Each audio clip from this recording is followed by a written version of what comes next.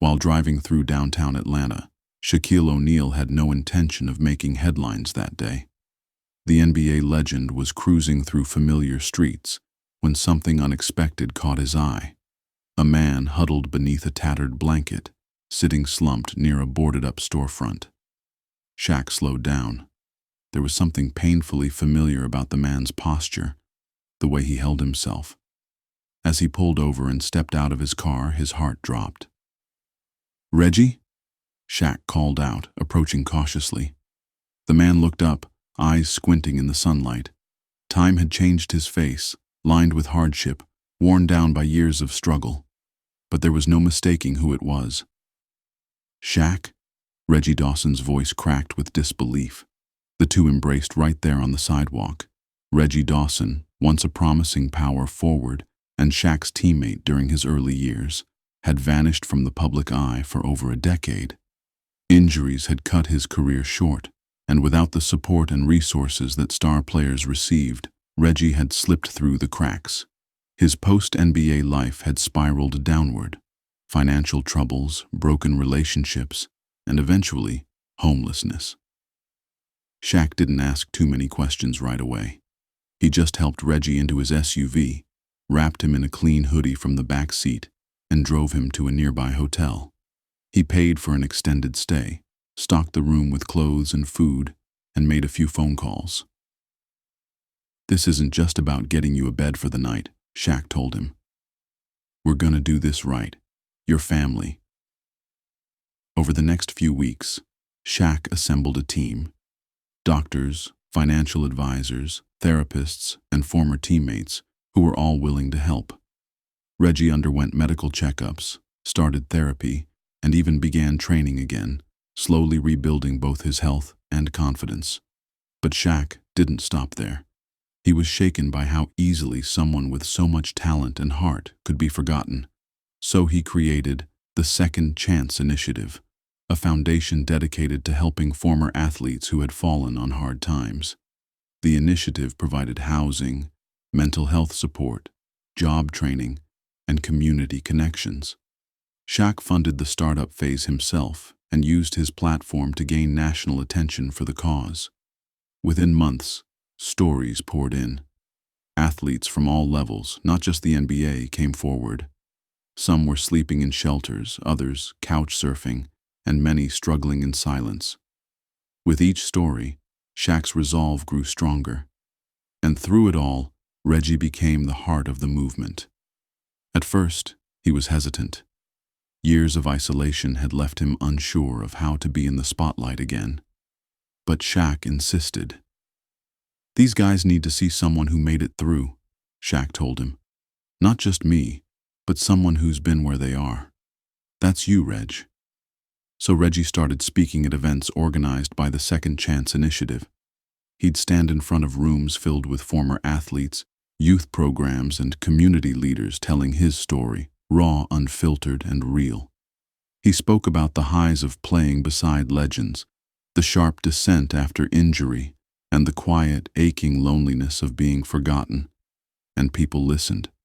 One of the first success stories to follow Reggie was Andre "Slick" Jennings, a once promising high school basketball phenom who never made it past college. He'd been living in his car behind a gym in Charlotte when he saw Reggie's interview on a local news station. Inspired, he reached out to the foundation. Within days, he was brought in, given a caseworker, and introduced to Reggie himself. "You don't have to carry it alone, man," Reggie told him, gripping his shoulder. Reggie's quiet strength, his humility, made him a magnet. Soon, he was helping run day-to-day operations at the initiative's Atlanta branch. He wasn't just a success story, he was a leader. And for Shaq, that was the most powerful part of it all. "Helping someone get off the street is one thing," Shaq said during a press conference, "but watching them rise up and lead others, that's what real legacy looks like." The movement was gaining momentum fast. Celebrities, athletes, even corporate sponsors started backing the mission. Former NFL players, Olympic hopefuls, and college stars all began to come forward, no longer ashamed to admit they needed help. What had once been a quiet rescue effort had turned into a national awakening. But the most emotional moment came 6 months in, at the Second Chance Gala, a fundraiser to support building transitional housing centers in 3 major cities. Reggie stood on stage, suited up and steady, holding the mic with confidence. "I used to think my story was over," he said, scanning the crowd. "But then a brother saw me when no one else did. He didn't look down on me. He reached down for me. That one act didn't just change my life, it started a wave. So now, it's on us. Not just to remember the forgotten, but to remind them, you still matter. You still have purpose." The crowd rose to its feet. Shaq, sitting in the front row, wiped away a tear. And just as the applause quieted down, Reggie smiled, paused, and said, "Don't wait until someone is gone to remember their value. See them now. Help them now. Because sometimes, all it takes is one person to believe in you again." There was a silence in the room, the kind that feels full, not empty. The kind that settles deep in people's hearts. Then thunderous applause erupted. People didn't just clap. They stood, some with tears, some holding hands, all united by the simple truth of what they'd just witnessed. From that night on, the Second Chance initiative exploded across the country.